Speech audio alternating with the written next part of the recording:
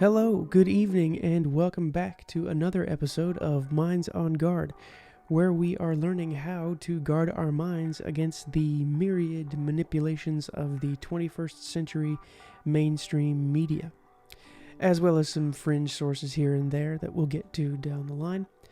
I hope you all have had a good week. I hope you're ready to jump back into the material that we're studying right now, getting our feet wet with some real application of how to deal with some of the mainstream news media sources, applying some of the things we've learned in the past. We're going to continue reading through this article on alternative meat, but first I think it's helpful to do a little recap. We've done 4 videos on this article now. This is the 5th. As numbers go, that's how this one's gonna land on the spectrum. So this piece of writing is presenting a narrative. We discussed that a little bit. The news these days is overwhelmingly narrative driven. It's almost exclusively narrative driven. It's very difficult to find any purely objective news sources nowadays. There's stuff that gets close, but inevitably there will be some type of narrative that is snuck in somewhere here and there. And this means that there is some kind of viewpoint or paradigm or political belief or even a moral stance or any other modifying concept applied to the information that's being exchanged that actually creates a story or a type of reality, or, for lack of a better word, a narrative for the reader or listener, whatever. Often this is apparent on the surface levels of the news media, in that the network or publication that is going about the information exchange makes it plain that they are in support of a specific way to understand things.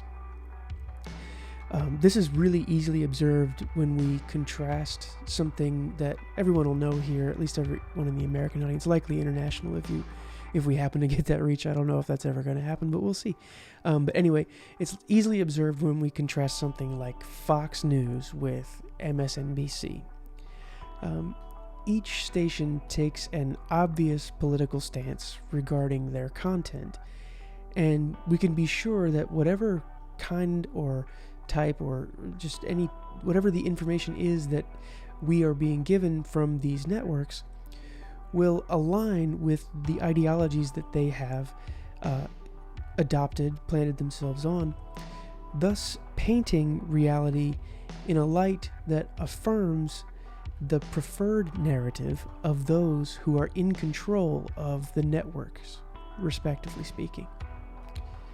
I'm sure we can all think of examples where this is really easily observed, and I know that I have, and I'm sure that others have really sort of groaned or become really annoyed at the obvious and blatant biasing that happens within all of the mainstream media machine. So we're certainly on the lookout for that layer in the article that we're engaging with right now. However, there is definitely more.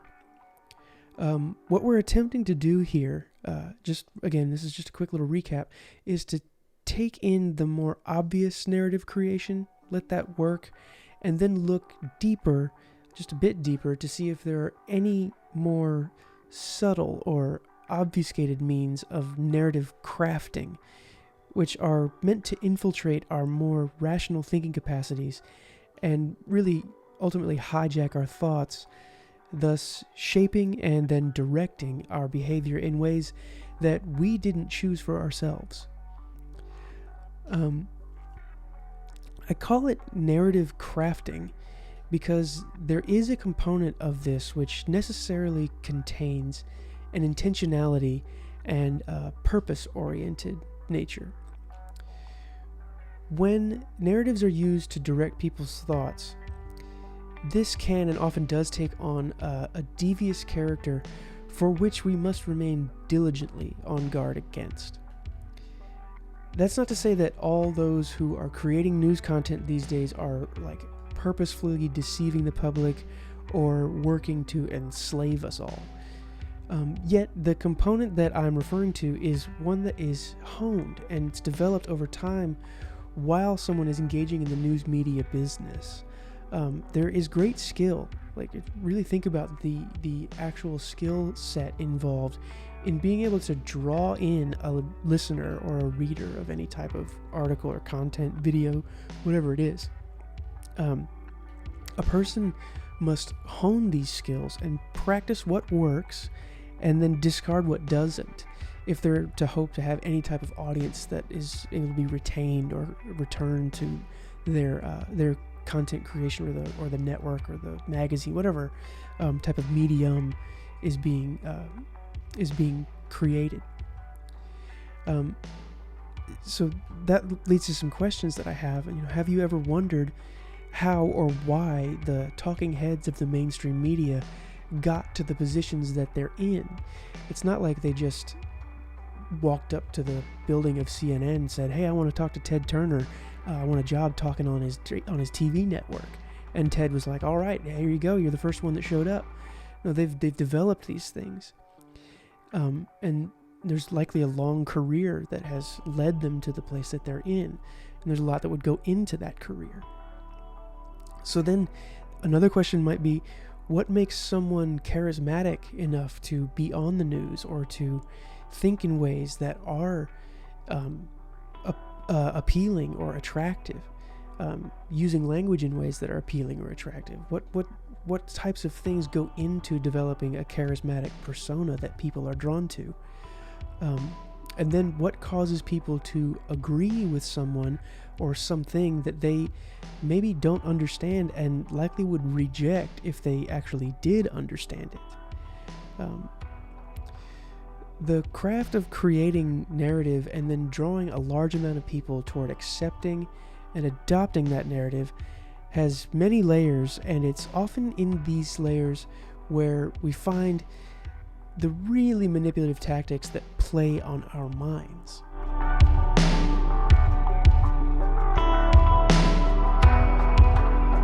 With these thoughts in mind, let's jump back into this article and see if we can identify any of the more subtle crafting of specific narratives. Picking up, complement rather than replace experts. Two experts who also spoke to Yahoo News Singapore took a more balanced view. They say that alternative meats should seek to complement traditionally produced meat rather than replace the latter, taking into account factors such as livelihoods and ingrained consumer habits. Director of Nanyang Technical University's NTU Food Science Technology Program, William Chen, thinks it's unrealistic for alternative meat sources to replace farmed meat. Quote, "There are bound to be consumers who refuse to be vegetarian. There are bound to be consumers who are vegetarian who refuse to eat meat," unquote, said Professor Chen. So, here we are seeing what seems to be a counter-argument to the one that was presented in the first section of the article. We see some experts making the claim that rather than the bold vision of Shiok meats, where we see the total replacement of the traditional meat industry, we get a more balanced approach, tempering total replacement with a sort of symbiotic relationship between the traditional and the synthetic meat industries. Something to note is that while we are given a rebuttal to the earlier narrative, there's actually some pretty subtle macro narrative craft happening. Notice that the author has not presented any new data or evidence to supplement the expert opinions here. And this points to a topic that I wish to give really ample time to in future videos, and it's one that I've mentioned before. That is, what makes someone an expert these days? I think this is a crucially important topic to dig into. It deserves its own real deep dive, but what I want to make note of here is that the concept of an expert, when used in news and mainstream media today, does have a distinction that is different from simply a highly knowledgeable individual in any given field. In my last video, I mentioned the appeal to authority fallacy, and I do believe that it is the rise of the so-called expert in the mainstream media context that has made this fallacy a daily, almost like if you're really engaging with news, like a minute-by-minute occurrence that we really must work extra hard to root out of our own individual thinking. It's certainly wise to look to those who have come before and laid the groundwork for understanding the world. But it is foolish to relinquish our own thinking capacities to those who are somehow credentialed simply for that reason alone. We will revisit this in greater detail in the future, so I hope you'll join me for that. It's going to be a really interesting and important discussion that I hope it'll shed some light on the environment that we find ourselves in today and why it's so troubling.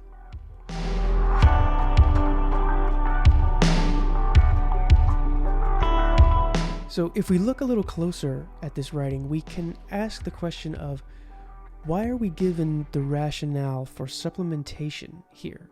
As in, like, why are we given this sort of symbiotic relationship paradigm that this professor of these experts in the industry are presenting? The author states that the experts are, quote, taking into account factors such as livelihoods and ingrained consumer habits. But we must ask, are there other factors that the experts are considering that were not presented? What about the nutritional value of real meat versus synthetic meat? Is there any consideration of the ecological effects of the shifts that are being discussed? Why are we only given consumer trends and livelihood as a reason to sort of temper this movement? Was there a reason that any other factors were omitted here in this explanation? The thing I'm trying to point out is that while we are being given what seems to be a counter-narrative to the one that's presented prior, we're only given a portion of the whole of the situation with which we're engaged. That is significant, and while it may or may not be intentional, it is significant, and it's a piece of narrative crafting that we must be aware of.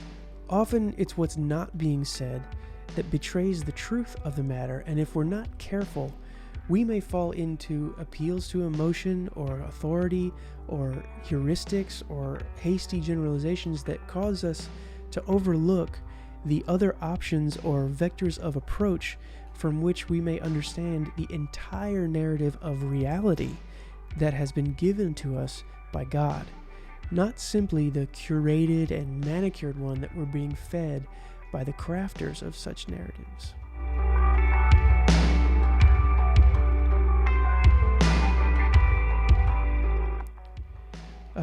So that's a really important bit of information to think on throughout the week as you engage with the news, as you read more articles. Think about the subtle crafting that's being done. Look at the macro context. Try to take in an article or take in a piece of news, whether it's online or on TV or whatever it is, and look for the deeper layers. Look for the things that connect the beginning to the middle and then the middle to the end, and then connect back from the end all the way and create this entire mosaic. It's going to be really helpful to be able to think about media in these ways and paint a larger picture so that we can understand what's going on. Until next time, I hope you all stay safe. I hope you take care of one another. Have a blessed week full of good things and lots of growth in your hearts and mind. And I hope you stay diligent and vigilant with your minds always on guard.